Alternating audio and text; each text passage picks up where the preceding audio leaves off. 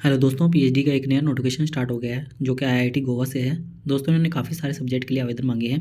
दोस्तों एप्लीकेशन की ओर आगे बढ़ने से पहले मैं आपसे रिक्वेस्ट करना चाहूँगा कि आप में से 84% लोगों ने हमारे चैनल को सब्सक्राइब नहीं किया हुआ है।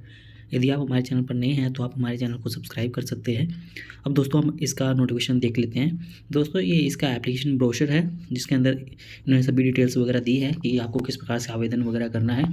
तो दोस्तों इन्होंने सबसे पहले यहाँ पर एलिजिबिलिटी क्राइटेरिया वगैरह बताया है फुल टाइम पीएचडी प्रोग्राम के लिए।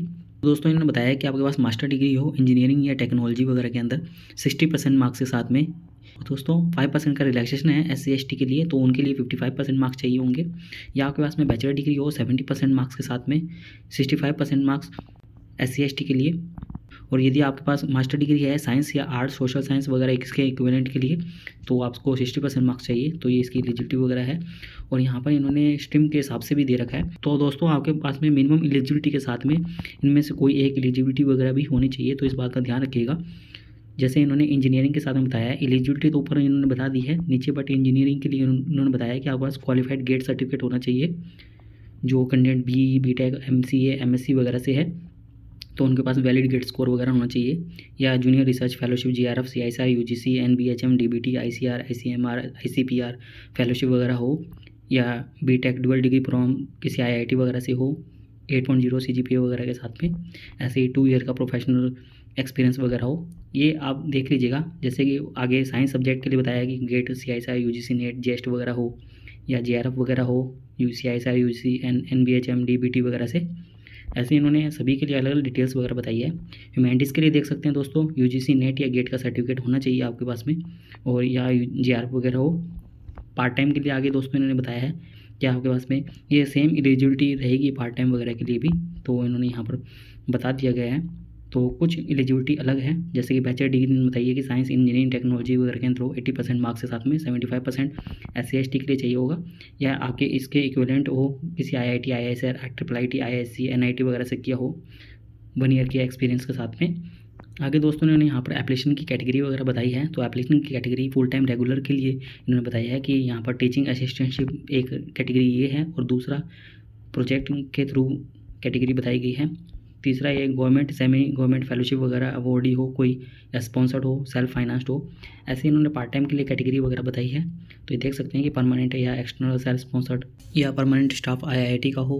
दोस्तों आगे ऐसे इन्होंने यहाँ पर एप्लीकेशन की डिटेल्स वगैरह और दी है कि ये एप्लीकेशन फॉर्म 4 अप्रैल से स्टार्ट हो गया है, और लास्ट डेट आप 30 अप्रैल तक इसको आवेदन कर सकते हैं, और इसकी क्लासेस 24 जुलाई से स्टार्ट हो जाएगी। आगे दोस्तों इन्होंने यहाँ पर स्पेशलाइजेशन बताया है, एरिया ऑफ स्पेशलाइजेशन, और सब्जेक्ट बताए हैं किस किस सब्जेक्ट के अंदर आवेदन मांगे गए हैं। तो सबसे पहले कंप्यूटर साइंस एंड इंजीनियरिंग के अंदर बताया है इन्होंने CSC के लिए। तो इन्होंने रिसर्च एरिया बताया है जो JR वगैरह कैटेगरी है, इंस्टीट्यूट फेलोशिप वगैरह उनकी कैटेगरी है। ऐसे ही इन्होंने सभी कैटेगरी के लिए बताया हुआ है। तो आप देख सकते हैं, हम डिपार्टमेंट का सिर्फ बताएंगे आपको, chemical and medical engineering, chemistry, humanities and social science, electrical engineering. दोस्तों ह्यूमैनिटीज़ एंड सोशल साइंस के अंदर सिर्फ इकोनॉमिक्स के लिए बताया इन्होंने, मैथमेटिक्स, मैकेनिकल इंजीनियरिंग, फिजिक्स। दोस्तों ये कुछ इनके डिपार्टमेंट वगैरह है जिसके अंदर आवेदन मांगे गए हैं, और स्पेशलाइजेशन इन्होंने यहाँ पर साइड में दिया हुआ है।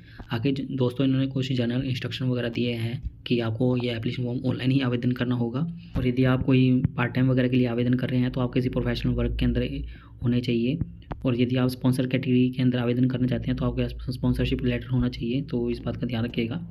और आगे दोस्तों इन्होंने कुछ और इन्फॉर्मेशन भी दी है। एप्लीकेशन फ़ीस की बात की है दोस्तों इन्होंने कि एप्लीकेशन फ़ीस फीमेल कैटेगरी के लिए 100 रुपये रहेगी, SC ST PWD EWS category वालों के लिए 100 रुपये फीस रहेगी, और जो अदर कैंडिडेट रहेंगे जनरल कैटेगरी या OBC कैटेगरी के, तो उनके लिए 200 रुपये फीस रहेगी। और दोस्तों ये फ़ीस आपको NEFT RTGS या UPI के थ्रू पेमेंट करना है। दोस्तों यहाँ पर अकाउंट नंबर वगैरह दिया हुआ है, तो आपको इस पर पे करना है, और जो UTI या ट्रांजेक्शन नंबर होगा वो एप्लीकेशन फॉर्म के अंदर फिलअप करना होगा। तो इस बात का ध्यान रखिएगा कि आपको किस प्रकार से फॉर्म को फिलअप करना है। तो यहाँ पर लिखा हुआ है कि आपको किस प्रकार से अप्लाई करना है। तो हाउ टू अप्लाई के अंदर यहाँ पे बताया हुआ है कि आपको न्यू रजिस्टर पर क्लिक करना है, फिर अपनी ईमेल आईडी वगैरह डालनी है। जिस भी ब्रांच के लिए आप आवेदन कर रहे हैं तो उस ब्रांच को आपको सिलेक्ट करना है। उसके बाद में आपको लॉगिन की तरफ सबमिट करके लॉगिन की तरफ रिडायरेक्ट कर दिया जाएगा। फिर आपको लॉगिन वगैरह करना है। लॉगिन करने के बाद में अपनी सभी डिटेल्स वगैरह डालनी है, जो भी डिग्री वगैरह आपके पास होगी। उसके बाद में आपसे UTR नंबर या ट्रांजेक्शन नंबर पूछा जाएगा, वो सबमिट करना होगा। उसके बाद में ही आपकी एप्लीकेशन फॉर्म सबमिट होगी। दोस्तों यहाँ पर कुछ ईमेल आईडी दी हुई है, यदि आपको कोई क्वेरी वगैरह है तो आप इनके ईमेल पर कांटेक्ट कर सकते हैं। दोस्तों उम्मीद करते हैं आपको हमारे द्वारा दी गई जानकारी अच्छी लगी होगी। यदि आपको हमारे द्वारा दी गई जानकारी अच्छी लगी हो तो आप हमारे चैनल को सब्सक्राइब कर सकते हैं और आप हमसे टेलीग्राम पर भी जुड़ सकते हैं ऐसे ही PIT से रिलेटेड नए अपडेट के लिए।